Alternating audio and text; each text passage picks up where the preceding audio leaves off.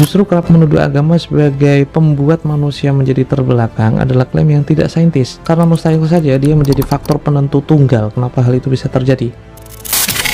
Pasca debat antara Guru Gembul dan juga Gus Nuruddin, media sosial kembali heboh dengan statement, jika orang Islam punya pemikiran seperti Gus Nuruddin semua, maka pantas saja Islam itu akan terbelakang. Akhirnya orang-orang Islam yang sok saintis dan si paling kritis itu nyeloteh, Elon Musk itu udah bikin pesawat antariksa yang bisa landing secara minimalis. Tapi orang Islam kok masih sibuk membahas yang sabda alawi dan teologi Islam itu ilmiah. Saya bukannya menormalisasi sikap anti-sains yang terjangkit di sanubari umat beragama secara umum ya, tidak hanya umat Islam. Tapi saya ingat betul saat ada pandemi 2020 silam, umat Hindu di Bali mengubah ritual Nyepi dengan tetap merayakannya tanpa karnaval ogoh-ogoh. Umat Protestan dan Katolik juga memodifikasi perayaan Paskah dengan layanan-layanan virtual lewat Zoom atau Google Meet. Organisasi Muslim di Indonesia pun mengeluarkan fatwa untuk mengganti salat Jumat berjamaah dengan sholat zuhur di rumah. Dan selama Ramadan pun diminta untuk tarawih di rumah. Dan ketika Lebaran diminta tidak melakukan sholat Id di masjid atau lapangan. Memang harus diakui ya, masih banyak yang tidak menaati perintah-perintah tersebut. Tapi paling tidak, otoritas keagamaan sudah menyampaikan pesan bahwa COVID-19 itu perlu ditindak realistis dan juga saintis yang lebih besar daripada sekadar doa. Menuduh agama sebagai biang kerok kemunduran umatnya hanyalah teori klasik modernisasi yang seharusnya itu direvisi. Sebagai buktinya, dalam masyarakat Eropa yang terdidik sejak tahun 2015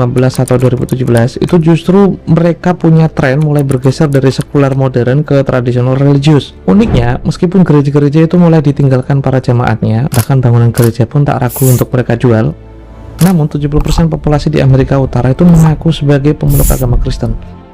Ada banyak faktor kenapa umat beragama itu bisa mundur maupun maju, dan agama memang memiliki hubungan korelatif dengan hal itu. Akan tetapi agama belum tentu punya hubungan kausalitas atau hubungan sebab akibat dengan kemunduran tersebut. Kan ada minat baca yang kurang, sistem pendidikan negara yang mempersulit guru, tingkat kesejahteraan para pengajar, anggaran riset yang kering, kebijakan-kebijakan sekolah yang cenderung politis dan tidak dikaji secara saintis, kemudian nutrisi peserta didik yang tidak terjamin, asuransi pendidikan, dan lain sebagainya. Justru kerap menuduh agama sebagai pembuat manusia menjadi terbelakang adalah klaim yang tidak saintis, karena mustahil saja dia menjadi faktor penentu tunggal kenapa hal itu bisa terjadi.